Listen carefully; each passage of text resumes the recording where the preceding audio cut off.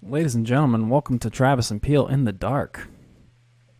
This is the section where it's post show. We're sitting back, gonna have a drink, Intravenous drugs and expose ourselves.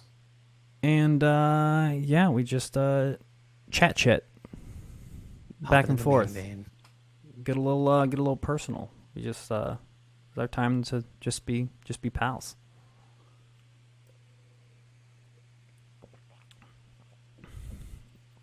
So I'm not gonna rush the I'm not gonna rush the trip to try to like make it on the tail end of crawfish season. I think it's just gonna be too much work. So we can No. figure out another little. We can figure out another gathering or something like that. Doesn't matter. But What dates yeah. are you guys looking at? So Melissa's about 80% sure that she's not going to come. We went on that wedding trip, which was lovely, by the way. It was a fun little road trip. It was the first time her and I actually took like a driving trip anywhere. It was like a 7-hour drive. It was fun. It was a good time. We ride well together.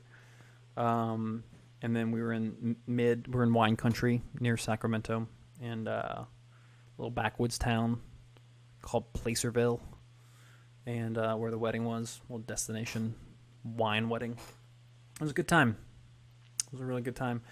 But during that time, we had to board the dogs, and when we boarded the dogs, one of them specifically came back like really, really sick.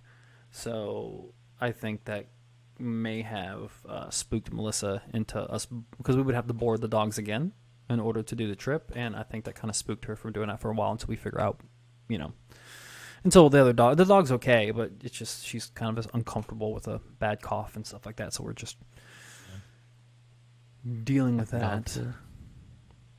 It could be like kennel cough or something. She's a small, like a toy breed. She's a Yorkie, cute little thing, but she has they're susceptible to this thing called a collapsing trachea when they get into 7, 8, 9 years old, and their trachea, their windpipe, it's all cartilage. Like even for us, it's all cartilage, and for those small breeds, they're very fragile, and they eventually kind of like flatten a little bit.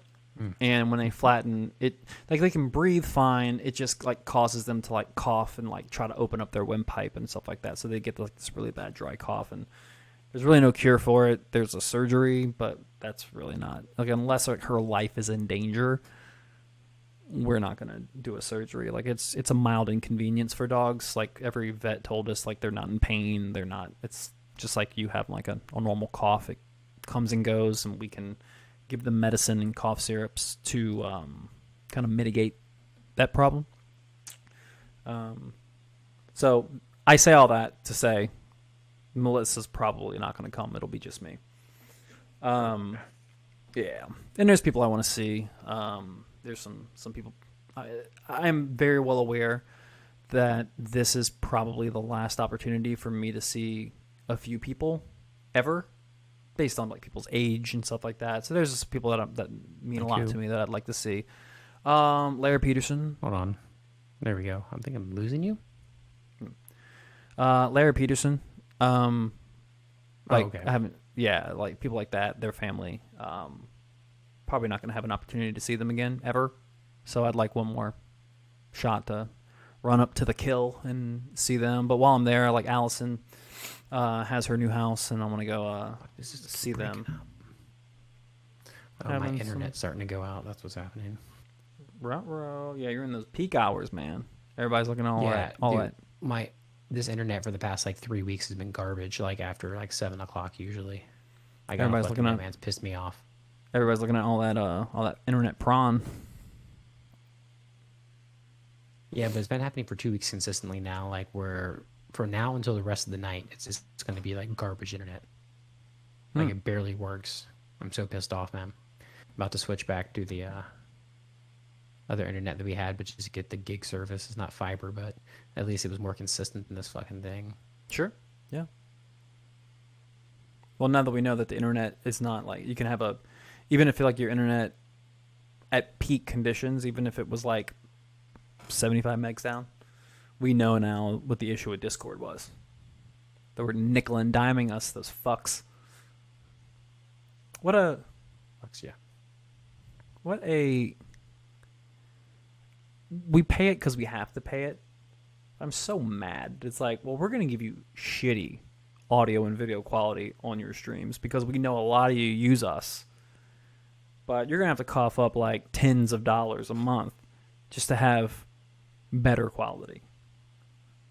It's kind of, I don't know, leaves a bad taste in my mouth, but I've been cranky at Discord for quite some time. But it's the best option. Yeah, that we know of, or as of right now. As of right now. That Doge took a blow. Huh? Yeah, I mean, just like the 420 thing, it dropped down, and then when are people going to learn to stop? When are people going to learn to stop doing these fucking like Doge Day things? Like the 420 Doge Day thing was a bust. Then the Elon Musk thing happened. Everybody's banking on that, and that was a bust. Like, when are they going to learn to just let it fucking ride? Because events pump and dump days. Events like that, exactly, make people dump their shares. And I'm like, no, like, it's not the point. Like, I understand the concept of wanting to, like sell before you think something's going to tank and then buy it back for cheaper. I completely get that. Go fucking trade stocks if you want to do that. Like, the whole point of crypto, not just Doge, but like crypto by itself, the whole point is supposed to be the people's currency. It's supposed to be currency for people who don't have an opportunity to invest, to actually invest and try something. You know, you have your Warren Buffetts and you have all of these rich-ass fucking establishment finance guys who are going on the record on newspapers and TV shows being like, oh, this is all a joke, this is all bullshit, this is all crap, it's not going to be sustainable. And they're all trying to convince people of that because they actually have like hard currency that they're working with, and they don't want to lose their fucking money. So of course they're going to shit on crypto because it's a threat to what they have. It delegitimizes what they have. So of course they're going to fucking hate it. And when people start treating this like that, like stocks, like other investments, that's when, to me, in my opinion, that's what makes me mad about cryptos. People are not treating it the way, in the spirit in which it's intended for. It's an investment for the people, but they're treating it like it's a fucking like it's a rich man's game, and it's not about that. So I have my issues with the people that are fucking everyone else over in crypto. Yeah, I mean, that's always going to happen, though. It always has. I just think people need to be a little bit more noble, and a little bit braver, because I'm hold. I have not. I refuse. Yeah, I don't know. I to me, I like to. I trust the trajectory. I don't know if I trust the coin. I trust the trajectory, and I trust the free advertising it's getting on a daily basis. Mm-hmm. I do like that. There's no other coin that's getting the market share of free advertising as this one is. And it's a community. It is, it is, and I think the community is kind of like shaky right now. I think they took one on the chin, and they don't like. It depends on what part of the community you're talking about. There's a lot of noobs that are freaking out, but everybody else is just like, hey. Once again, the only thing you do when you start freaking out is just pan it back to a 3-month view. Don't look at the 1-day view. Don't look at the 1-week view. Pan it out to a 3-month view. Yep. When in doubt, pan it out. Yep. It's still on a inclining trajectory.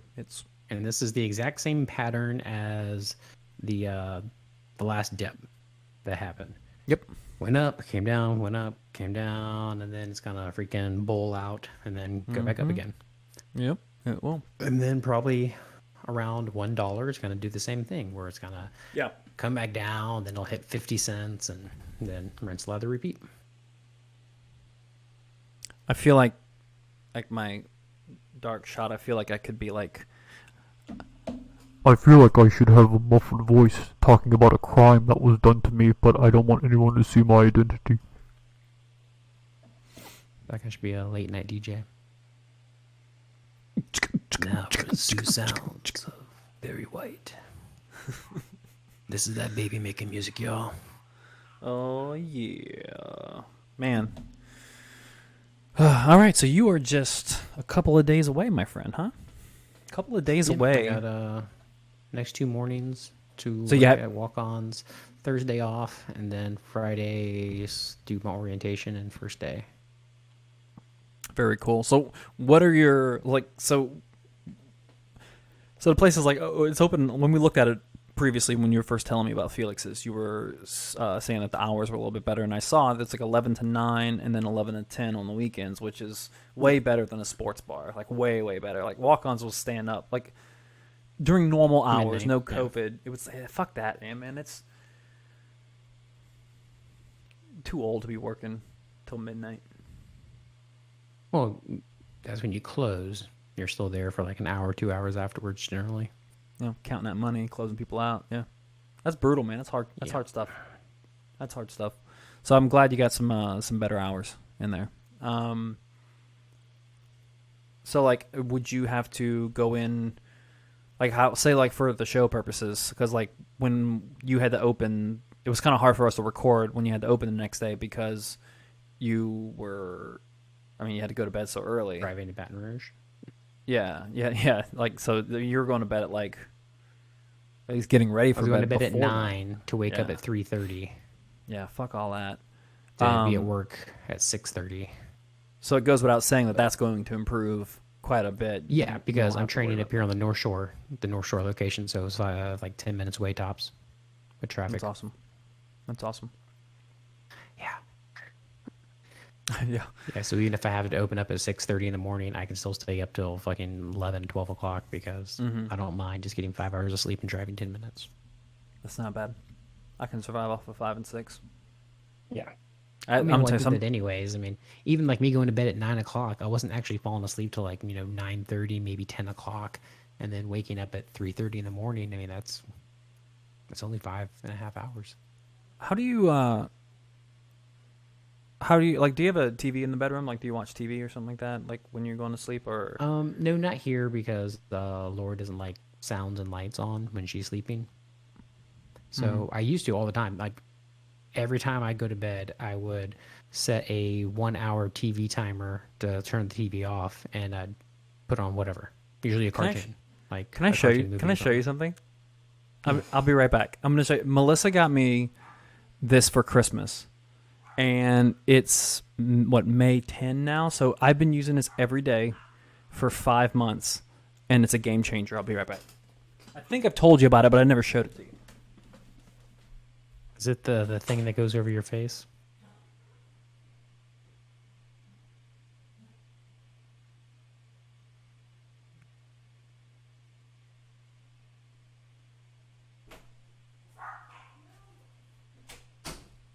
So, straight up, just buy this, man. It's made by, it's Lamicall, Lamicall,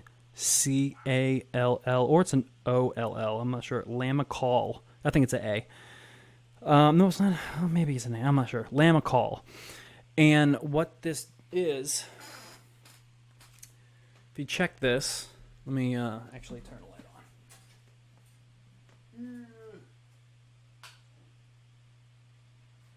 Come on. There we go. So you have this clamp here at the bottom, and you can like lift it super high. So if you have like a thick edge on your nightstand, but you sit there and you clamp it all the way down, and then while it's clamped, and it clamps on there pretty hard because like you have this adjustable piece. Righty tighty, guys. Righty tighty. Here we go. All right. So, why am I struggling with this? So yeah, as it's on there, it also has this little dragonfly mouth on it, like that. And you just take your phone and just put it right in your face. Just like that. You just put it right in your face. And then you can watch anything you want. So when it turns and tilts. So if your head's tilted a certain way, you can just like turn your head and just like watch TV and just put in some headphones or Bluetooth headphones or whatever you use. And then you can go to sleep watching TV and it doesn't bother them, like, because Melissa's usually not a fan of like noise or TV on anyway, and this rectifies that situation. She bought this for me for this purpose. It is awesome. It's a game changer in terms of like going to sleep. I used to actually have a bad habit of because I need to end my night watching TV, but I would have this bad habit of just falling asleep on the couch. Yep. Mm-hmm.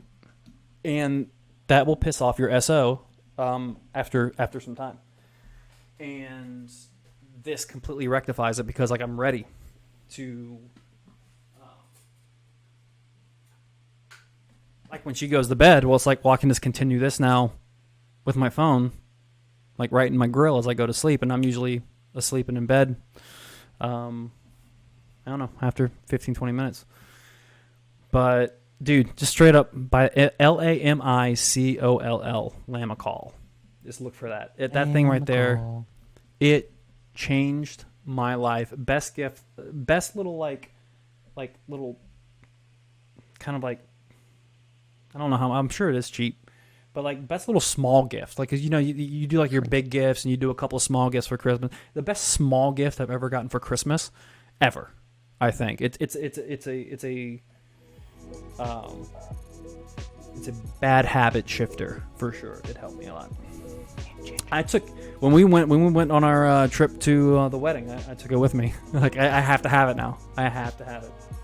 If I come and visit you, I'm gonna bring it. I'm gonna bring it there too. I'm gonna need it. I'm gonna have it with me. I'm gonna have it with me at all times. All right, man. Well, I'm gonna go cook. It's dinner time, so I need to start doing that. I'm gonna go chill before bed. All right, my man. Well, you take care. This has been Travis and Peel in the Dark post-show extravaganza. There you go, man. Take care. See ya.